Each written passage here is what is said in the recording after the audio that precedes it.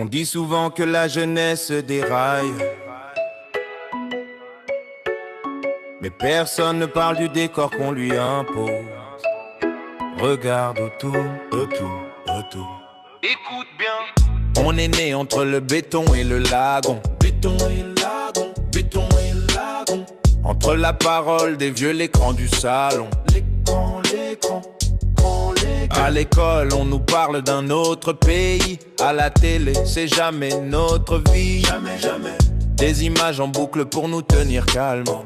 Des rêves importés pour endormir les âmes. On nous dit quoi penser, quoi désirer, pendant que nos racines sont mises de côté. Télé allumée, esprit éteint. On est les enfants de ce qu'on nous laisse. Pas des monstres, juste une jeunesse. Si la rage parle plus fort que les lois, c'est que l'environnement nous a élevés comme ça. Produit du silence et des promesses. Des écrans, des mensonges, des caresses. Avant de juger nos choix, regarde le monde qu'on a mis devant nos pas. C'est comme ça, depuis le départ.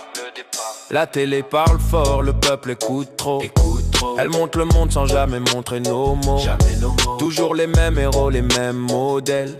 Jamais nos luttes, jamais nos appels.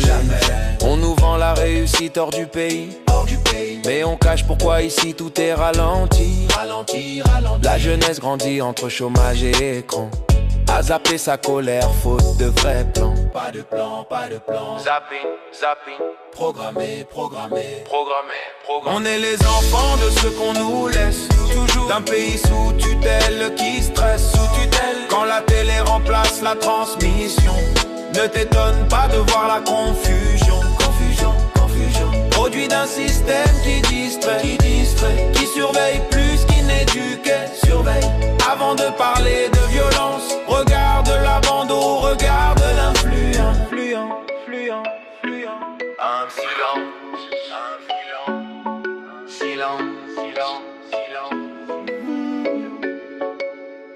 La colère n'est pas née toute seule, elle a grandi dans les terres confisquées, dans les mers pillées, et dans les salons devant les écrans allumés. Depuis longtemps. Mais la jeunesse n'est pas qu'un produit fini. C'est aussi un esprit qui se déprogramme ici. Quand on coupe le bruit, quand on rallume la mémoire, quand on écoute les anciens au lieu du journal du soir. Entre tradition et monde connecté, on peut choisir ce qu'on veut garder. On ne veut pas brûler notre maison, on veut reprendre la télécommande, reprendre la direction. Reprendre la main. On est les enfants de ce qu'on nous laisse, mais pas condamnés à rester en laisse. Si le futur dérange ceux d'en haut, c'est qu'il n'est hors écran sur la terre au bord de l'eau. Kanaki élève ses enfants dans la douleur mais avec conscience. Et si demain on se tient debout, c'est pas contre le monde, c'est hors de leur programmation. Surtout programmation. Kanaki. Debout. On dit que la jeunesse est violent. Mais personne ne coupe jamais la télé. Jamais.